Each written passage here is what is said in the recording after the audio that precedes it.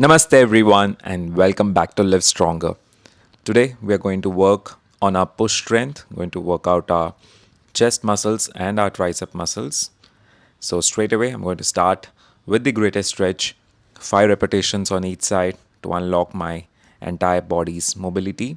Before starting with our workout, make sure that you're able to squeeze your glutes when pushing your leg behind, getting that extra bit of stretch, and try to go down as low as possible while maintaining the straightness in your hips and in your knee for the leg which is placed behind. Post completing my greatest stretch, I moved on to my deep squat, the mandatory deep squat for the day. Going to the deep squat by hinging, pushing my glutes far behind as possible, and once I feel the hamstrings are completely stretched out, bend my knee and go into the deep squat and stay there for a couple of seconds. Post my dynamic stretches, I move into my warm up exercise. So, for this particular warm up, you can also use the cable crossovers or the pec fly machine like I am doing here. Take a just challenging weight and start doing the adduction work, just basically getting all the blood flowing into your chest muscles by trying to get your elbows together. This particular exercise would prime us properly for all the adduction work which we are going to do today. Two sets of these 15 repetitions is more than sufficient. If required, you can do one set more. So for my first exercise, I'm going to do the dumbbell press, 5 sets, 8 to 10 repetitions each set.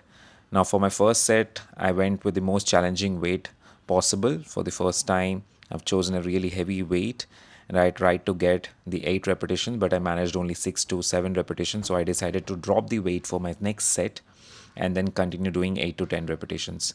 You can choose to do the same.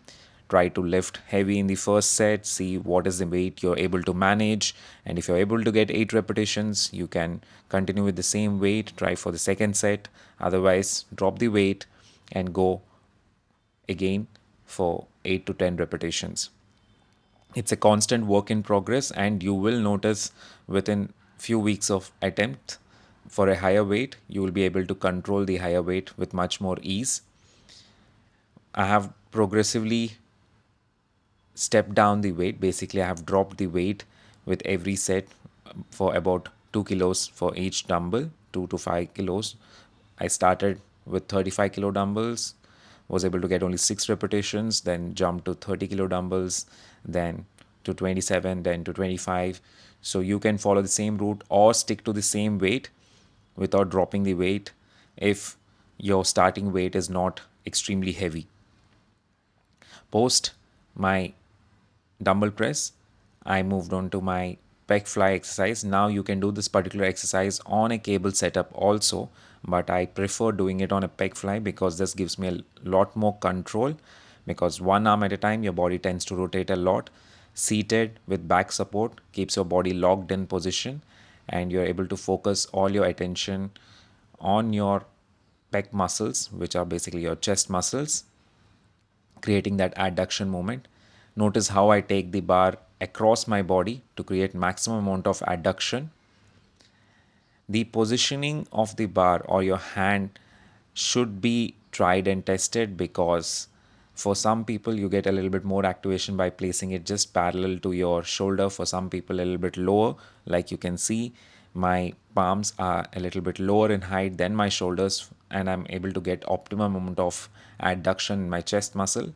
And doing one arm at a time gives me a lot of feedback in terms of which chest muscle I'm going to get maximum mind muscle connection with, so I can focus more, getting more blood flow into each muscle at a time. Yes, you can do it with both the hands, but I prefer to do it one hand at a time, at least couple of times in a month, to make sure if there is any kind of instability, I can, quickly recognize that and work on it.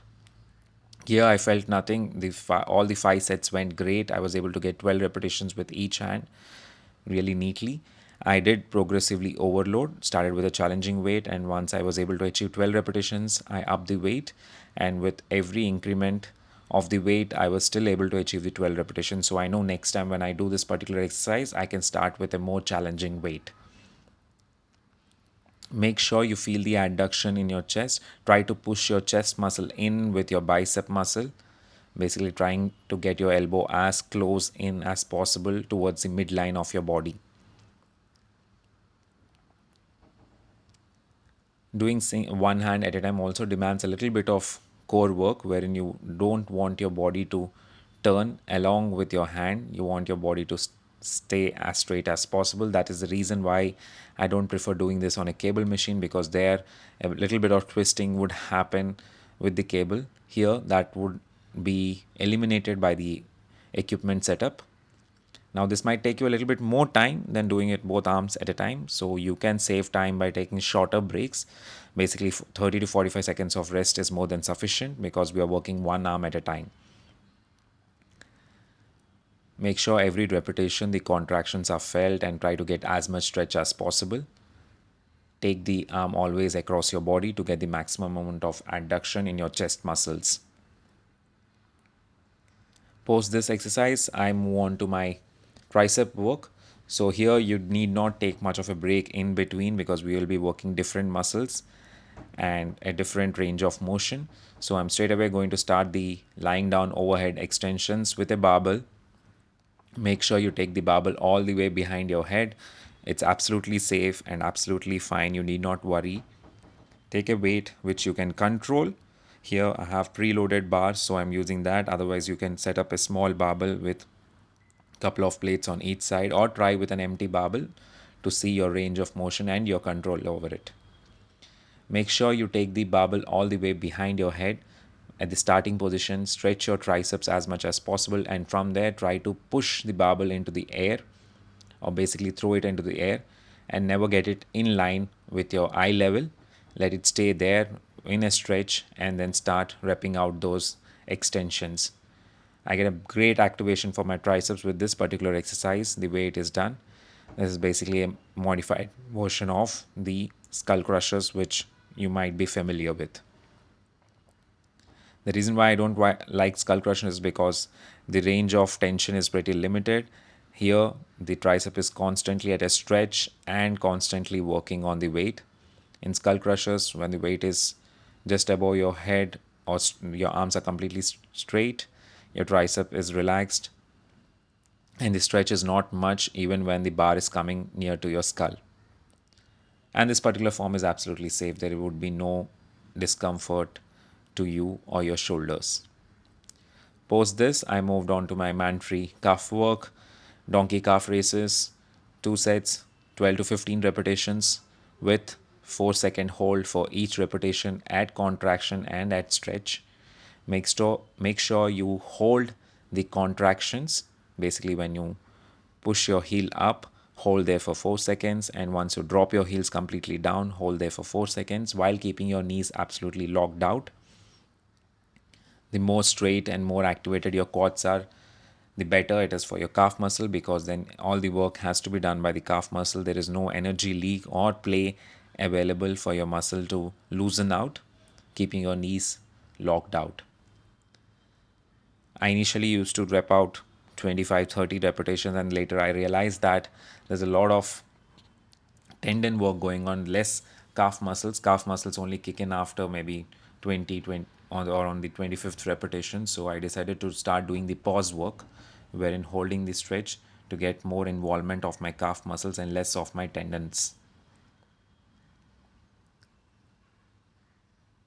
The break in between the tricep exercise and donkey calf raises exercise could be absolutely zero. You can just do the tricep exercise and immediately move into your donkey calf races. You need not take a break. And in similar way, post the donkey calf races for the next exercise, you need not take a break in between, because we are working on absolutely different muscles.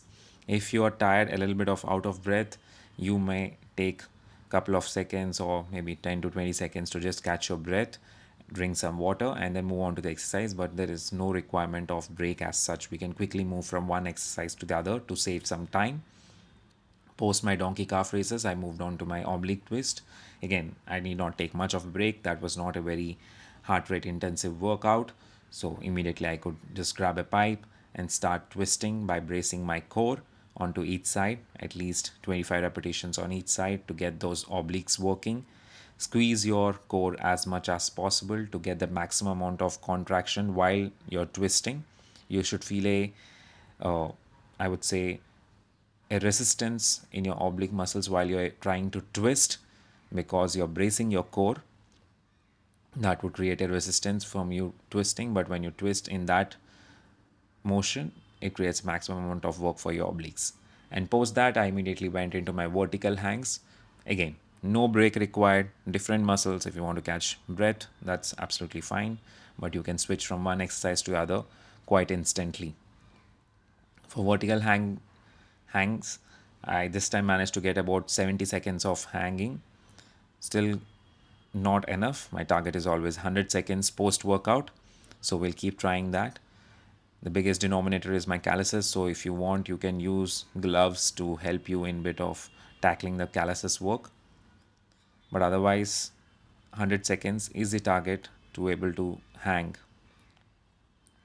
Post that, I immediately moved on to my last exercise for the day, which is push-ups, wherein both my chest and triceps contribute. Mostly my chest, triceps are doing in terms of the stability work, getting up and getting our elbows straight. I've done three sets of it basically, for targeted 12 repetitions. For the first set, it was absolutely easy. Second set, it was challenging. And the third set, I hit failure at near 8th repetition, wherein I had to do like completely floor to back up push up, when I rested completely on the floor and then tried to push myself back up. So that means I've gotten everything out of my chest for by the time I hit my last exercise, which is a very good news for me. So try the same. Post completing my push ups, we move into our static stretches. That's it for our exercising. Pretty easy and I would say quick workout. Need not work on much time. It hardly took me 50 to 55 minutes to finish this particular workout. For the static stretch, I'm using the PVC pipe, lying down on the bench, and taking it all the way behind my head while keeping my arms completely stretched out, basically creating an abduction movement, which is opposite to all the adduction we have been doing all this time. This particular stretch stretches out our chest completely while we move our shoulder away from our body, our arms away from the midline of our body. If you did like the video, please drop a like. If you haven't yet subscribed to the channel, I would appreciate a sub. Any feedback in comments are welcome. And that's it for today. I will see you in the next video, and I hope you had a great workout. See you and have a good day. Thank you.